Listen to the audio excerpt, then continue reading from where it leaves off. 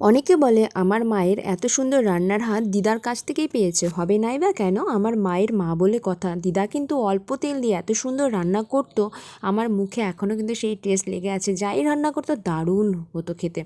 এখন কিন্তু ভীষণ মিস করি দিদার হাতের রান্না, কারণ অনেক ছোটোবেলায় দিদাকে হারিয়েছি, এখন তো দাদুকেও হারিয়েছি। সত্যি কথা বলতে মামা বাড়িতে গেলে দাদু দিদা না থাকলে কিন্তু ভালো লাগে না, সেই অভাবটা হয়, ভীষণ মিস করি তাদেরকে। যাই হোক, আজকে আমার মা রান্না করবে দেশি মুরগির ঝাল কষা। আমার কিন্তু হেভি লাগে এই রেসিপিটা খেতে। তো আমার বোনের বর এই রেসিপিটা আমার মায়ের হাতে খাবে জন্য কাঁচা দেশি মুরগি নিয়ে চলে এলো, এবং ভালো করে মাংসগুলোকে ধুয়ে নিয়ে টমেটো কুচি, পেঁয়াজ কুচি, লঙ্কা, গোটা গরম মশলা, সাথে তেজপাতা, আর লাগছে এখানে আদা রসুন।